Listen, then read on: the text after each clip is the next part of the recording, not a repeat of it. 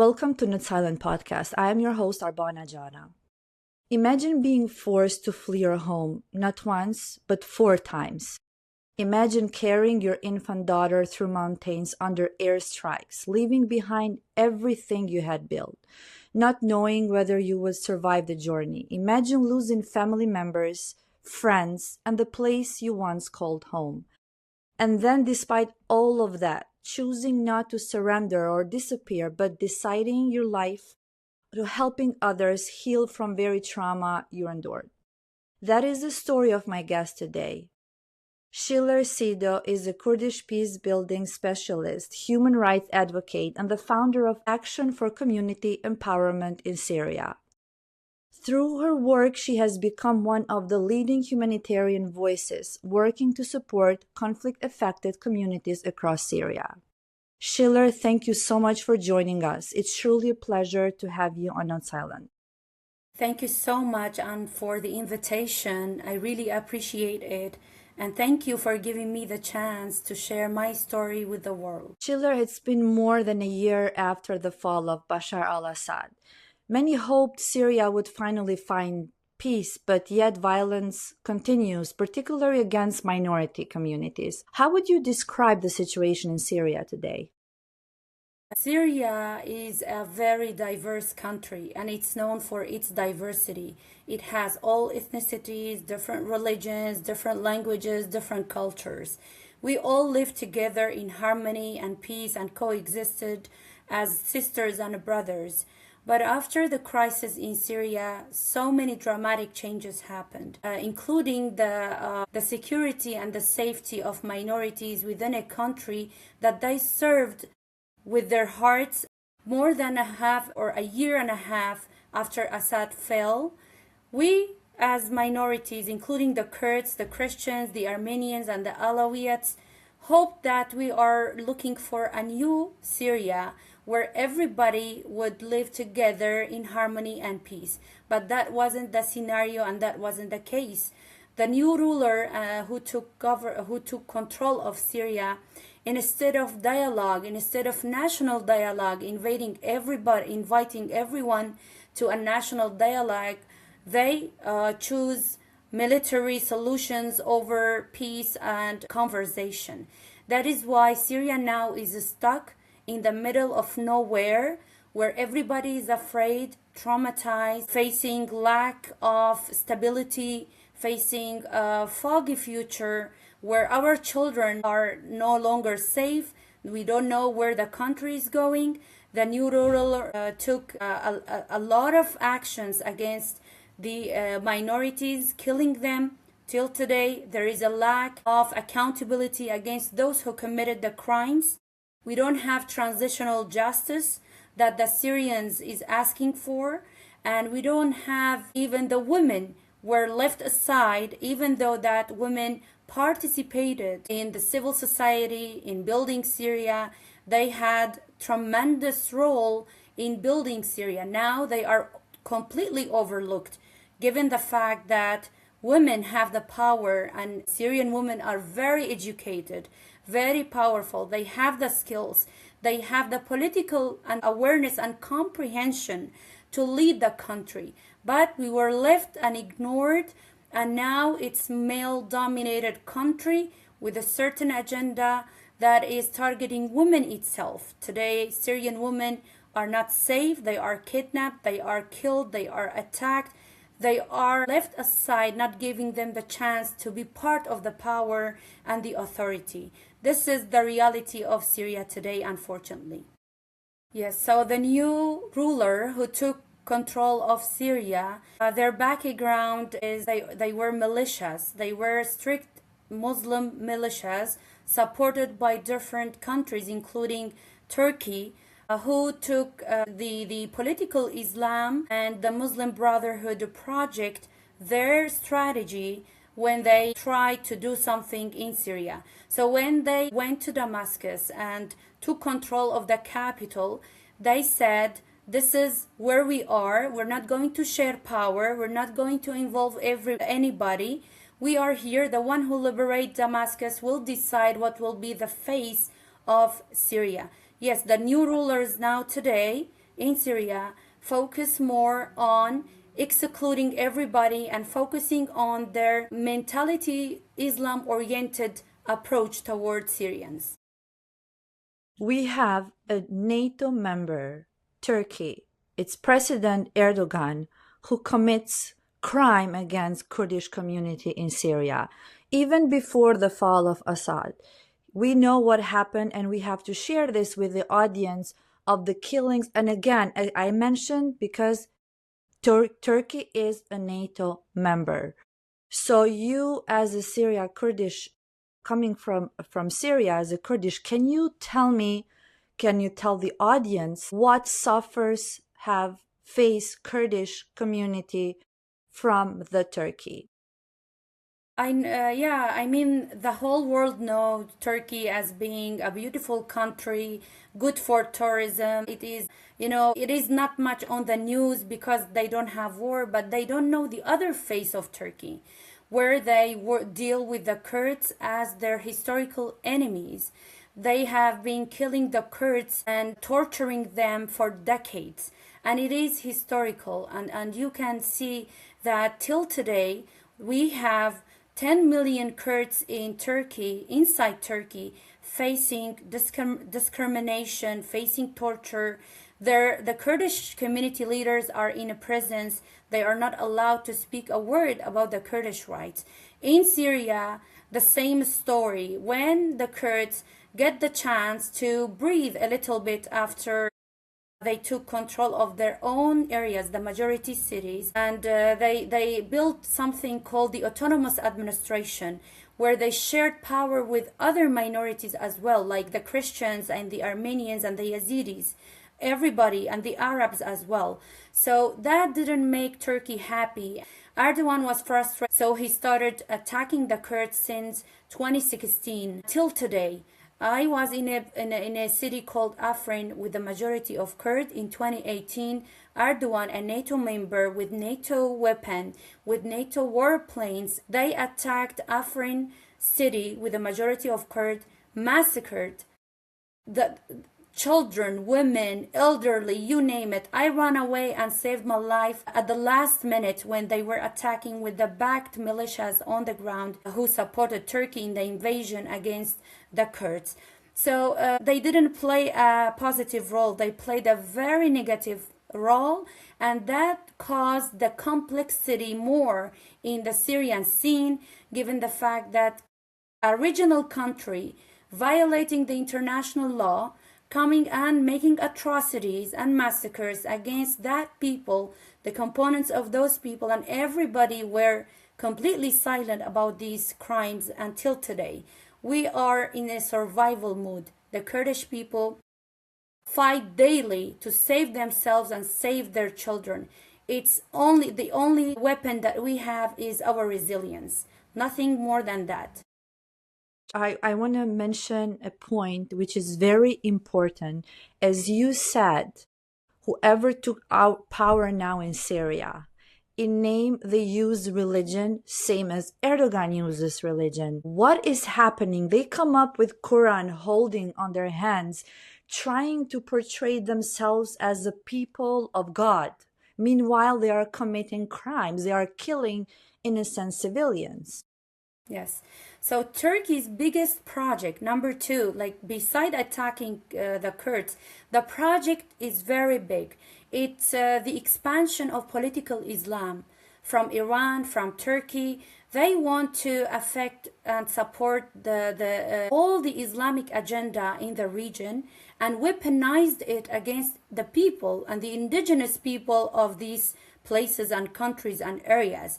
Yes, they use Quran just like what ISIS did, use Islam and use Quran to justify what they are doing, calling the Kurds infidels, calling them devils because they are not Muslims, or the majority were turned to Islam after, a lot of historical events, calling the Christians the devils, calling the Armenians different. They want to have one color in the region, in the Middle East, which is the political Islam.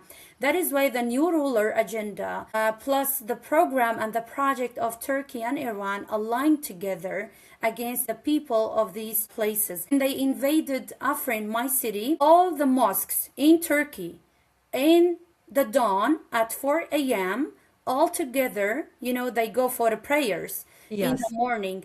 They screamed Allahu Akbar and supported Erdogan over a verse in Quran called Al-Fatah verse, opening verse, which means they are supporting their sultan, the Islamic face of the political Islam in the region, to invade the Kurds and kill them under one Quran verse. And that happened when Saddam Hussein attacked the Kurds in Iraq. He used a verse in Quran called Al-Anfal. Al-Anfal. They used that verse to kill the Kurds in Iraq because they consider them infidels. They are not Muslims, so they should be killed or they should be forced into being Muslims by force. Same happened, and history repeated itself with Erdogan, with the political Islam against the Kurds in Syria. And we all remember how ISIS and Islamic-backed militias burned Yazidi Kurdish women alive in Mosul in front of the eyes of the whole world under the religion name that these are the devils, these are not Muslims, we should kill them, burn them, get rid of them. Erdogan opened the door to all the ISIS members. They were going through Turkey to Syria, and the journalists that were reporting on this, they were being killed. So that's why the international audience, especially American audience, should understand how Islam is being used in Middle East and also in the parts of Europe, because Turkey is trying to expand this ideology to the Balkans. I'm from Kosovo. I've been writing for over 10 years how he spent millions of dollars, Turkish taxpayers, to build mosques for his sinister Islamic agenda. So I want to go back to your childhood because you have an amazing story. I want you to tell us about the Syria you grew up in. What was like in Afrin before the war? What dreams did you have for your future? Yeah, and I totally agree with you that not only the Turkish expansion of using Islam and political Islam, Qatar, for example, and some Gulf countries are doing a lot in Europe to change the face of the Western values of democracy, of brotherhood, of coexistence that you guys fought and built it over years and years after sacrifices. Anyways, going back to my city, Afrin. Afrin is a Kurdish majority, very tiny city in north of Aleppo. It's known for olive trees. We have more than 4 million olive trees. It's an agriculture place. My grandpa, my family had a lot of potentials, a lot of wealth when we lived peacefully in Afrin. But after Turkey invasion, everything changed, and that small area turned into hell. I studied and grew up there with my family on the values of respecting everyone, on the values of love, because we didn't differentiate between us and other brothers and sisters. This is what Afrin was before the invasion of Turkey and its backed Islamic factions. After that, there was chaos. A ruler, women have their biggest status. They have the biggest word in our community. The girls are all sent to education. No one has the lack of education. People sold their land in order to educate their girls especially and their boys to make an educated community. So we valued that a lot. But after the invasion, that completely changed. Turkish language was imposed on the Kurdish people. The Turkish flags were raised in my hometown. A lot were not allowed to speak Kurdish language. They brought Erdogan and Ataturk pictures and photos inside every classroom in the schools. They have turned the schools into detention center where they tortured women, boys, and girls and sexually raped the girls and minors. And I documented tens of reports on the atrocities done by the Turkish intelligence in Afrin city, systematically raping minors, 18 and 16 girls, and It was done by the Turkish military, right? Right, the based in the Turkish military yes. based in Afrin under the Turkish flag, under the Erdogan picture. All these crimes were committed since 2018 till today. We lost peace, we lost stability, we lost everything. You've talked about it March 2018 when the war in Afrin started from the Turkish invasion. You fled carrying your baby through the mountain. So walk us through that journey. What do you remember most from those hours? So just go back to that day, what happened? Exactly. It's unforgettable because till today I have nightmares from the day where I witnessed the killing of my own people in front of my eyes, where the blood in the streets were going like rivers in front of our own eyes. The warplanes supported by NATO weapons were killing my people, and at the same time we were under a siege, and one corridor was left for us to flee. So the only escape way was one corridor. So we didn't have any chance just to go. I didn't have a vehicle. I didn't have a car. My own husband had a little baby girl. So I carried her and walked. And Afrin city is a mountainous area. It's full of mountains and hills and rocky areas and rocky paths where you have to walk through. So I didn't know what I have to do unless to carry my infant, grab my basic, very, very basic stuff, and go and walk. No one has got the chance to offer us a vehicle or a ride because everybody was busy saving themselves. I walked through mountains from the morning till the night, with the bombs, with the shelling, with the threats, with no food, with no water. The only thing that I carried was my daughter's stuff and supplement and some basics for her, and I only ran out of everything for my baby as well because I didn't get the chance to bring a lot, and we didn't know that we will be walking all these distances from the city to safer places. And when I was looking in front of me with thousands of people, hundreds of thousands, fleeing, walking, screaming, it was very traumatizing for me, and I lost my breath. And I almost fainted because we didn't get the chance to eat or drink any water while we were trying to escape the mountainous areas till I reached a relatively safe place called Tarafat. How long you've been, where were you placed then after? For how long you've been walking to find a place?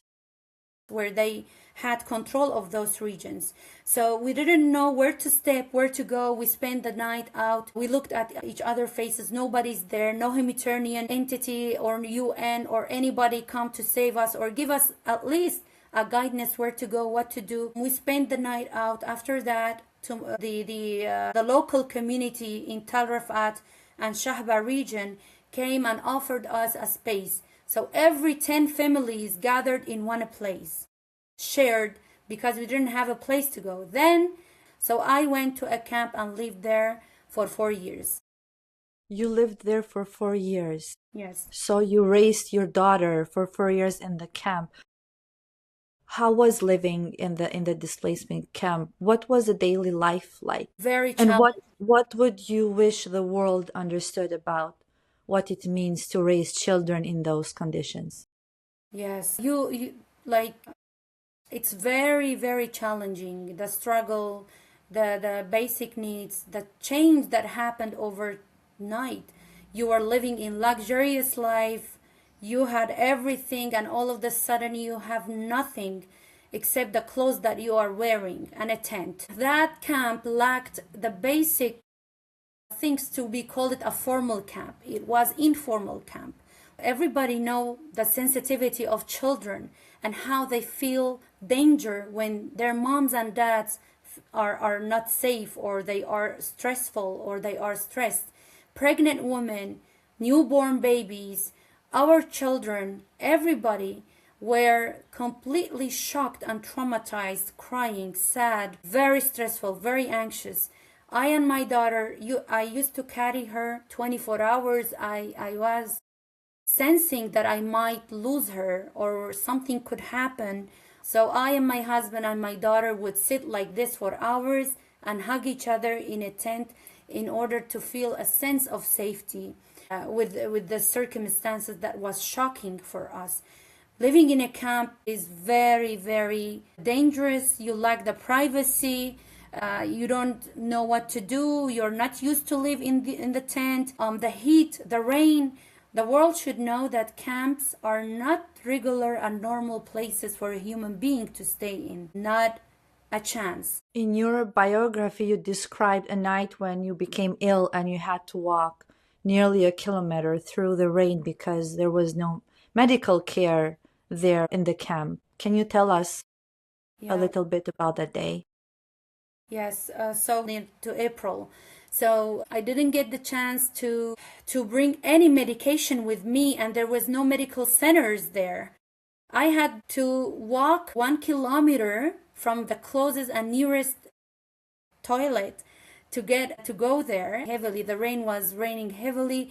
My husband was holding my hand, trying to keep me supported, but I lost it. I was like completely fainted, powerless, with no one to help me or provide anything to me. And I spent 2 days struggling with myself in the tent in the camp. Where were your family, your parents and siblings, if you had? Where were they? With you at the camp? 5 kilometers away from me, and we didn't know that they existed there, and they didn't know that I am close to them after 10 days of our relocation. I can relate to your story because the war in Kosovo when happened, I was 17, so we left from Kosovo to Albania and people were staying in camps. So for other people who don't know, they don't understand what it means to live in those conditions. And safety also, you don't know how safe you are, who's gonna come inside those tents, the protection. So it's far much more than just the food.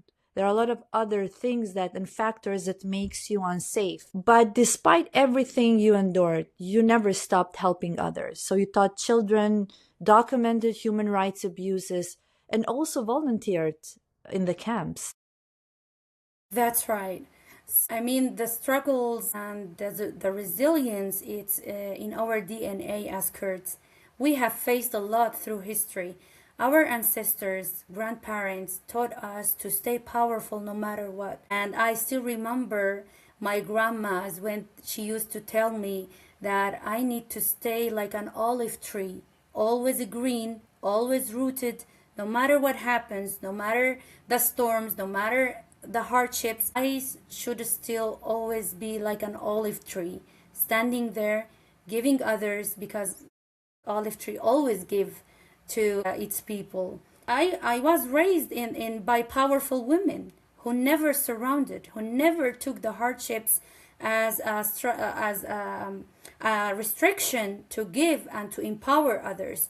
So being an influential person in my community, I felt the duty of helping myself and helping others.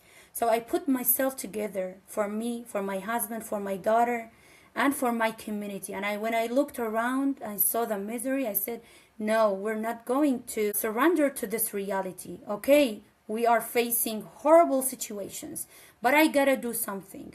So I started talking to people in the camp, calming them down and asking them not to be stressful for their children. So we don't need to carry the trauma to them. Let's empower them. As a teacher for 12 years, I started doing some activities with children inside the camp, inviting parents to send them to my tent in a group and teach them English, Arabic, mathematics, sing, clap together. And in that area, my work expanded, more volunteered, more joined me. So we built a network of teachers and start teaching the kids in tents in an informal way, giving them the activities and everything. Then I volunteered with Kurdish Red Crescent and gave a lot of health-related seminars to women on how to deal with the new situation on the ground. You are known for resilience and strength. And who are showing the world now with your organization what is happening. And there should be a reason, because the world is silenced toward Kurdish sufferings. You have decided to found the organization. Why did you decide to create your own organization instead of joining an existing? Yeah, so I volunteered all my life to work in humanitarian organizations, providing relief, providing food baskets, providing some seminars here and there. But I looked around and I saw that there is a lack of, or there is a gap in something very important and crucial, which is mental health. So in 2022, after realizing how mental health is important in our life to overcome trauma and transform trauma into power within, or then share the power with each other, that was my cause, and that was what I wanted, to found an organization, a local one, that improve and enhance mental health and psychosocial well-being of people, traumatized people. And I see mental health as the key to a successful, happy life. This was my realization, and it's based on studies I have done a lot. So in 2022, I founded ACES, Action for Community Empowerment in Syria. And if you see that, the word empowerment and power, I use them a lot because this is my reality. These are my vocabularies based on my realities and my story. Action for Community Empowerment in Syria started in 2022. I worked in the camp. I gave power and empowerment to women, to girls, to handle their emotions, not to think of suicide, not to think of negative thoughts, stand there, be powerful, and take care of themselves. And then I collaborated with Columbia University in New York when I was doing a course on international documentation and laws, and they volunteered to help me train 40 doctors and nurses working in one hospital, serving thousands of people there. We taught them how to take mental health and psychological problems of people into consideration, because all the physical issues and illnesses, their basic goes back to the psychological problems that one have in their life. This is the story of ACES. Shiler, people have to understand, if when you go through war, it's not just surviving, you are not being killed and you're okay. I still, to this day, 27 years since the war in Kosovo, I have dreams that I'm in war. At that time, I was a teenager in high school. I didn't have kids. Now I dream like trying to protect my kids. So the trauma is going to be always there. And it's very, very important to work in this regard. Where are you now? So where do you live now? Yes, so after 4 years in north of Aleppo in camps, I moved to northeast Syria, to Kamishli area, again a city full of diverse religions and ethnicities with the majority of Kurdish people.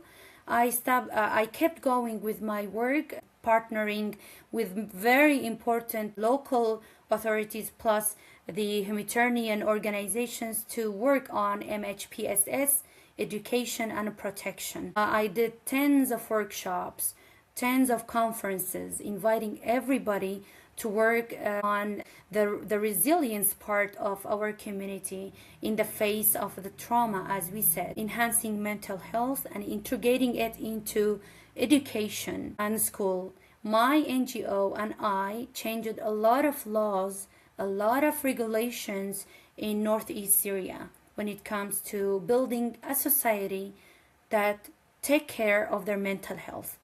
And then in January 2026, another attack happened by the new ruler in Damascus and Turkey against the Kurdish area. I didn't get the chance again to stay there. It was no more safe. I felt that the whole circumstances is very, very dangerous. So I decided to move to Jordan, Amman, a safer place to go back to. Do you see that in Western countries, there are a lot of protests and support for different conflicts happening in Middle East, but we haven't seen anything related to Kurdish. And we know there are millions of Kurdish suffering in different parts of Middle East.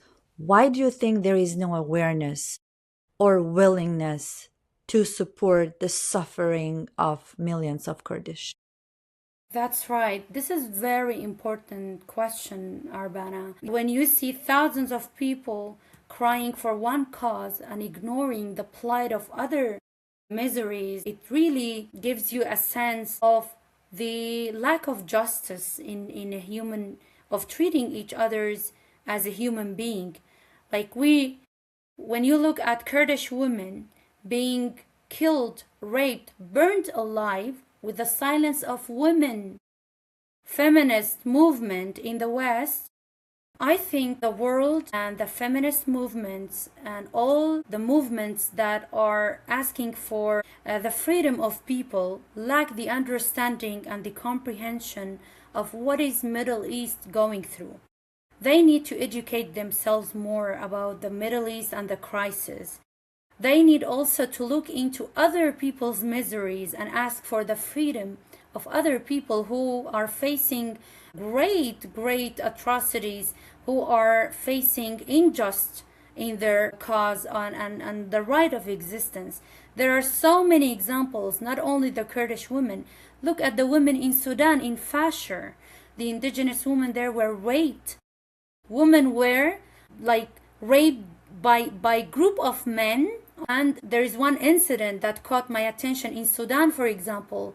They hanged a woman on a tree with a rope, and tens of men repeatedly raped that woman, and nobody talked about it. Where are the feminist movements and the movements who are asking for the liberation of certain cause in comparison with other cause? So let's be fair, and from your platform, I would ask the world, especially in the West, in Europe, to educate themselves more on what is going on in the Middle East and what are the agenda behind every single thing that is happening, and why there is a focus on one cause on the favor of other causes. So a little bit of justice would be a great value that we need to ask for. Shiler, I think if you agree or disagree with me, feel free, that in Western countries, they don't understand that in Middle East, religion is being used, especially against women. And there are a lot of movements who don't say a word against this. And as we've mentioned during this conversation, Erdogan, and you have in Iran, in Afghanistan, what is happening against Kurdish people, it's in name of religion. And today in Syria, with a new leader who is using Islam to massacre minorities. Why Western organization activists are afraid, are ignorant? Why they are not recognizing this? When the agendas are paid and people are drawn and driven into a misleading media where they make the story upside down, and they focus on one area and leave and ignore the others, the people follow what is not true. I think people should know the truth by so many means. One of the means are that the lack of transparent media, the lack of a transparent platforms that would show the world the reality and the real face of what is going on in the Middle East. As you said, using of religion against everybody and politicizing everything in the name of religion, of lifestyle. Women should, according to what is common here, women should follow men. They shouldn't have any voice. They should cover themselves. They don't have any right to speak in politics. Their role is very certain. They should be in the kitchen. They should be doing only one thing, which is motherhood. And we know that women can do more than that. They can be mothers, and they can also be politicians. They can be everything they want when they have the power and the skills with them. The Western media is now committing a crime against misleading the community, the population, into a different reality that is completely different and a distant 1 million kilometers away from the truth. So the only way out is to raise our voice and to have a platform, some podcasts like yours, to show the population the truth and invite all the movements and all those who ask for the freedom of certain causes over others, and invite them to come to the Middle East and investigate and see and read and educate themselves. And the last question, I want you to send a message to the people hearing the story of the Kurdish people for the very first time today. I am Kurdish, and Kurdish people are very peaceful people. They have never ever thought of attacking anybody. They are very known for being very hospitable, and they defeated ISIS, and they demolished the only Islamic capital that was going to happen in Syria and Iraq under the name of Islamic State in Iraq and Syria. The Kurdish people, with their allies, destroyed that dream, and now they are viewed as the villain, and they are viewed by the media as being nothing but a militia or a group or strangers. We have saved the world from ISIS. We have protected the whole world. Our women carried weapons, and they fought on behalf of all women. If we haven't fought and defeated ISIS as Kurdish people with our allies, okay, we have friends, with our allies, now you would see ISIS in London, in Paris, and in all the Western capitals. And I'm not exaggerating. Look at the truth and the true story. You will see who, just ask a question, who defeated ISIS, who fought on behalf of the whole world. It was our Kurdish fighters, men and women together. A Kurdish woman is a fighter, is a mother, a protector of humanity, is a protector of peace, and we want peace with everyone inside Syria, regionally speaking and internationally. So thank you so much, and I would invite everybody to read more about the Kurds and what they have contributed to humanity in the modern history. And for the suffering that they are facing for decades now. Shiler, thank you so much for your strength, for your courage, for your work, for your voice. I was so honored to have you today in my podcast. And please, to everybody that is listening, share this story, so the whole world understand what Kurdish people are going through. Thank you so much. Thank you. I really appreciate it. And No Silent Podcast is one of its kind podcasts, and wish you all the luck. And I truly admire your work and efforts, and I'm a big fan of your historical work that you are doing and continuing to do. Thank you. Thank you.